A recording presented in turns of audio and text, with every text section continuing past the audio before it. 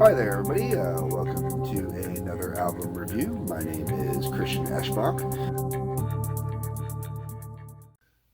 It is Canadian album time, and this one is kind of fresh off the record player. I just finished listening to this one. This is from Ethnic Folkways Library, the monograph series, Lumbering Songs from the Ontario Shanties. So basically, lumbering songs not being some type of euphemism or tongue-in-cheek insult or anything. I mean, actual lumbering, like actual lumberjack songs. Guys working the waterway and. Okay, now all of the songs on here, there are 18 songs in total, and every last one of them, except for one, 100% a cappella. So just the lyrics driving these songs and the way they're being sung. And the singers on this album. Okay, so I did a quick read on the book. I'm actually struggling a lot. I have allergies, and one of my allergies is a paper dust allergy. So old paper really causes me a hard time. And oh, yeah. Okay, look how old this is. Okay, that's quite old for that print. This was done in 1961. This collection was put together in 1961, and it was recorded, according to the notes in here, it was recorded between 1967 and 1968. It was recorded in there's a variety of different singers on here, and it was recorded in all of their different homes. They must have brought, a portable recording unit with them. There is only music accompaniment on one song, and that is Johnny Doyle, I believe.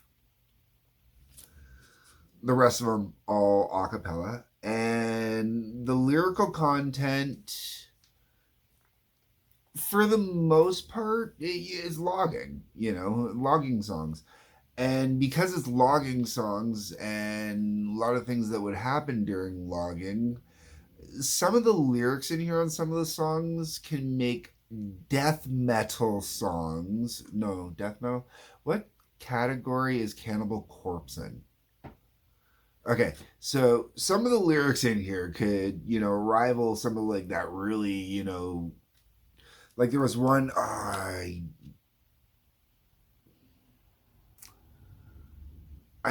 think it was either Johnny Styles or it was Harry Dunn. I don't remember which. I'm sorry.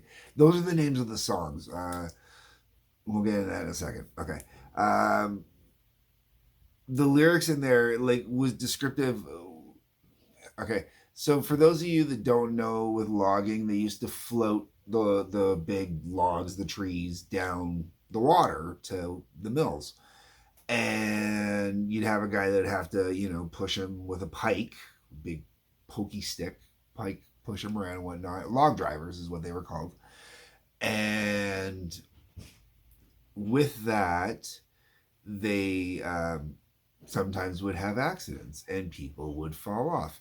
And this one particular song is rather descriptive about what happens to this poor guy when he falls in, and basically how that you cannot recognize him anymore because his head's been crushed, and they're pulling out chunks of his head that are like the size of a fist.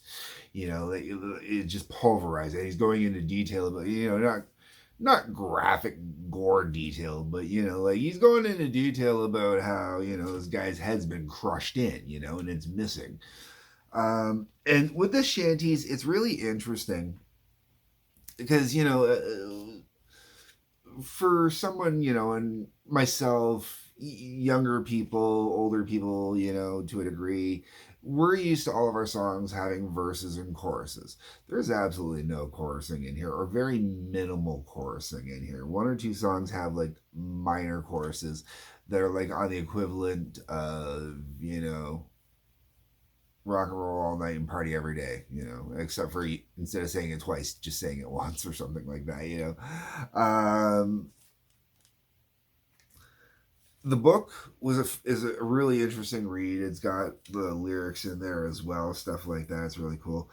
Going through the book, the vocalists range from the age of 30, and the one who's 30 would be like the kid of a lumberjack, or the kid or the nephew or something like that of a lumberjack, up to, I think they said the oldest one in here was 80, 82, something like that.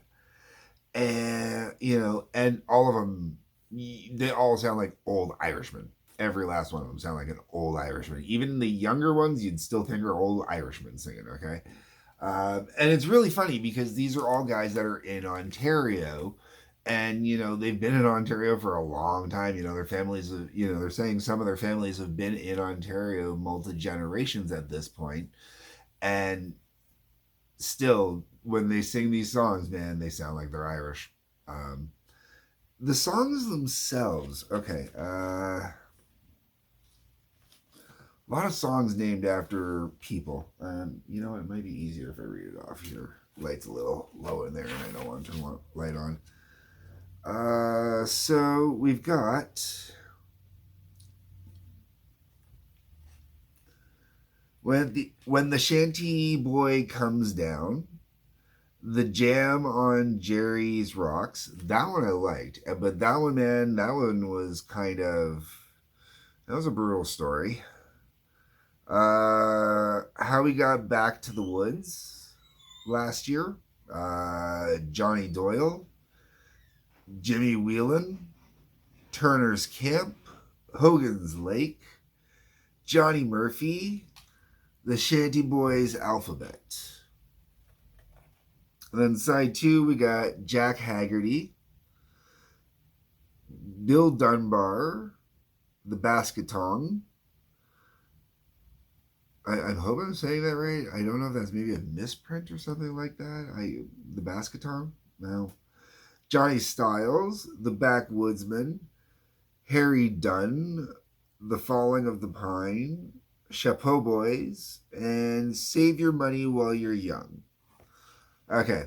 I seriously am contemplating, after listening to this, doing versions, modern updates of these to a degree. Same idea of what Thin Lizzy would have done with Whiskey in the Jar, which Metallica later then copied. But if I do it, I think I'm going to do different styles depending on the song. Because some of these songs really do call for different styles, different methods to them. Like, Save Your Money While You're Young, man. That one's totally a punk song. Totally a punk song, man. I could totally, like, Ramones out that song easy. Or, Sex Pistols it. Even, like, there's a few of these where you could even go, like, Misfit style punk on them, just with the lyrical content that's in there. It'd be really fun. I would love to get together, just the right group of guys and record, I want to say a punk like album almost, punk these up just a little bit. Give them that, little bit of a modern flair. Maybe do it all acoustic even. I think it'd be really cool, really fun to do. Because some of it, while I'm hearing about it, I'm not even thinking like, putting regular drums on it. I'm thinking, nah, man, it needs a cajon going on or something like that. Because you got to get that wood slap in there, right? Because that's something you would picture loggers potentially doing back in the day if, they had thought of it, if it was something that was really kind of brought up or addressed. It is really, I do find it a bit of a misnomer, the fact that there is a violin fiddle going on the front there.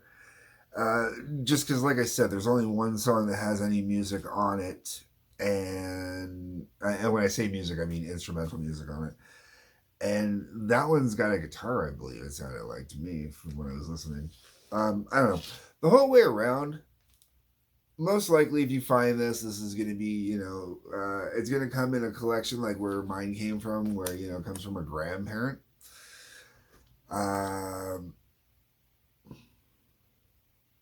I don't know if this was my grandmother's album. I don't know if this was my great grandparents' album. This one I don't know, man. This one confuses me with this. Based on when it was released, I want to say that it would have been, my mom's mom, but based on the content, I want to say it was my mom's dad, my great grandfather. I don't know. That'd be an interesting question. Either way, it's really cool. It is something that is going to stay in my collection. It's not any type of real collector item or anything like that. But it is something that, you would definitely find in a library. And it is something that I definitely think there is a couple songs on here I think I'd really love to hear my daughter do, hear her listen to that, have her listen to this, and then go through and do these songs, add guitar to it, and do her thing to it. I think that would be wonderful as well. I would really love to do that too. There's so much potential here. Canadian history, Ontario history, man. That's where I'm from, and it's really interesting too because there's mentions of Michigan and stuff like that in here as well. They reference Peterborough and a lot of people from the Peterborough area and whatnot, which means you'd be looking kind of like in the northern peninsula for Michigan when they reference Michigan, I think.